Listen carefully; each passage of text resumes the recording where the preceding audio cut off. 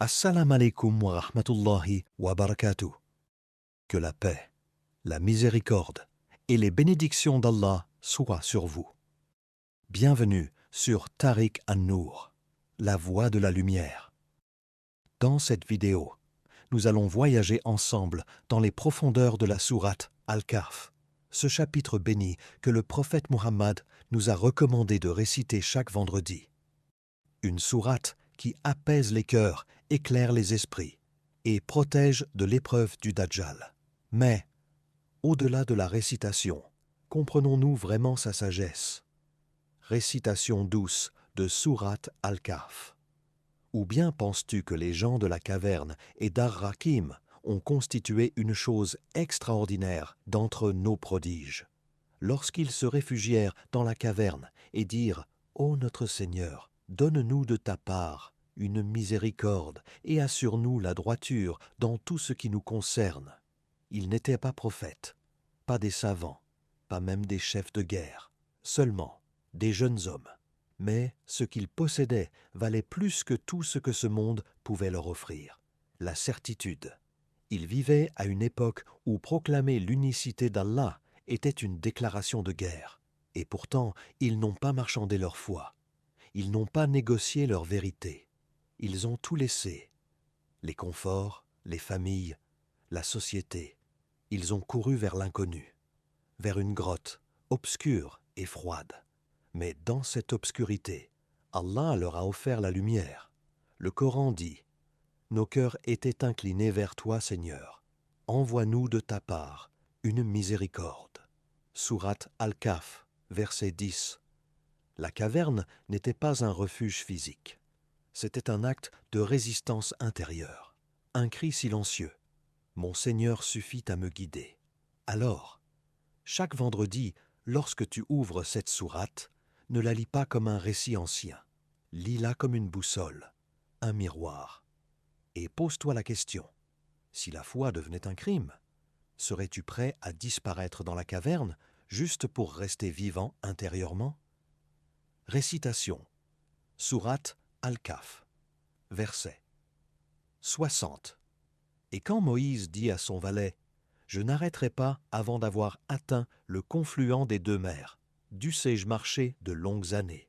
Imagine le prophète Moussa alayhi salam, celui à qui Allah a parlé, celui dont la science éclaire tout un peuple. Et pourtant, le voilà en marche, sur un chemin incertain, à la recherche d'un homme que personne ne connaît, dont le savoir vient directement de la source divine. Ce n'est pas une leçon de géographie, c'est une leçon d'humilité. Il marche, des jours, des nuits, non pas pour apprendre plus, mais pour apprendre autrement, pour comprendre ce que la logique ne peut expliquer, qu'un enfant retiré à ses parents, qu'un navire saboté ou qu'un mur reconstruit sans récompense peuvent être des bénédictions cachées. N'est-ce pas Allah qui nous enseigne? Et ils ne purent garder leur patience avec lui. Al-Kahf, v. 72. La patience, ici, est plus qu'une vertu. C'est une clé qui ouvre les portes de la compréhension, même lorsque tout semble injuste. Alors, quand ton cœur s'étrangle devant l'incompréhensible, ose dire « Je ne vois pas, mais je crois. Je ne comprends pas, mais je me confie à celui qui sait. » Car dans chaque mystère, il y a un signe, et dans chaque silence divin, une sagesse invisible. Récitation. Sourate Al-Kahf, versets 32 à 36. Et donne-leur l'exemple de deux hommes. À l'un d'eux, nous avons assigné 2 jardins de vignes. Et il entra dans son jardin, coupable envers lui-même. Il dit « Je ne pense pas que cela périra jamais. » Il avait tout. Des arbres qui pliaient sous le poids des fruits, des ruisseaux qui coulaient entre ses pieds, un jardin qui murmurait l'abondance à chaque brise. Mais son erreur n'a pas été de posséder. Son erreur a été de s'en attribuer le mérite, d'oublier que la pluie ne descend que par permission, que le sol ne donne que par ordre divin. Et voilà, la richesse devient un voile. Elle isole, elle apaise les doutes. Elle donne l'illusion que demain sera comme aujourd'hui. Le Coran prévient. Je ne pense pas que cela périra jamais. Al-Kahf 25. Mais chaque feuille, même brillante, finit par tomber. La plus grande épreuve n'est pas le manque, c'est de recevoir et d'oublier celui qui donne. Alors, regarde ton jardin, ta santé, ton confort, ta popularité, tes biens. Sont-ils devenus ton refuge ou ta prison dorée? Tout ce qui t'éloigne d'Allah est une ruine, même s'il fleurit. Tout ce qui t'en rapproche est un trésor, même si tu n'as rien. Car la vraie richesse, ce n'est pas ce que tes mains tiennent, c'est ce que ton cœur ne lâche pas. Récitation. Sourate Al-Kahf, verset 86-88. Nous dîmes, ô Dhul-Qarnayn. Soit tu les châties, soit tu uses de bienveillance à leur égard. Il dit, quant à celui qui sera injuste, nous le châtierons. Mais celui qui croit et fait le bien aura pour récompense le bien, et nous lui donnerons des ordres faciles. Narration. Le monde l'appelait roi, mais il savait qu'il n'était que serviteur. Dhul-Qarnayn n'a pas hérité de la terre par force, mais par l'équilibre entre justice et foi. À l'est comme à l'ouest, il avançait avec certitude, mais jamais avec arrogance. Son trône était planté dans la terre, mais son cœur, lui, reposait dans le ciel. Il n'était pas là pour imposer, mais pour protéger, pas pour être applaudi, mais pour être compté parmi les justes. Le Coran nous montre cette noblesse rare. Quant à celui qui croit et fait le bien, nous lui faciliterons la voie. Al-Kahf, V 88. C'est là que réside la vraie royauté, dans l'humilité devant le Créateur.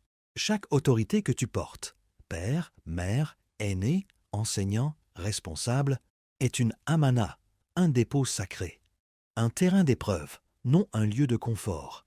Alors, pose-toi la question. Quand tu parles, est-ce pour élever ou pour dominer? Quand tu décides, est-ce avec justice ou égo? Et si Allah t'interrogeait maintenant sur ton influence, serais-tu prêt à répondre? Car la grandeur n'est pas dans les titres, elle est dans la façon de traiter les autres, même quand on pourrait les écraser. Pourquoi cette sourate? Pourquoi ces versets? Pourquoi ce rendez-vous hebdomadaire, chaque vendredi, entre ton cœur et Al-Kahf? Parce qu'il ne s'agit pas d'un simple récit, mais d'un entraînement de l'âme, une préparation, un rempart. Le prophète a dit, celui qui récite Sourate Al-Kahf le vendredi, une lumière l'éclairera jusqu'au vendredi suivant. Rapporté par Al-Hakim. Et cette lumière n'est pas seulement pour la route de ta semaine. C'est une lumière qui enseigne à ton cœur à ne pas se prosterner devant le faux, car le Dajjal ne viendra pas avec des armes, il viendra avec la séduction du monde. Et cette sourate t'en avertit depuis toujours. Elle te parle de la foi persécutée, de la science dissimulée, de la richesse qui aveugle, du pouvoir qui enivre.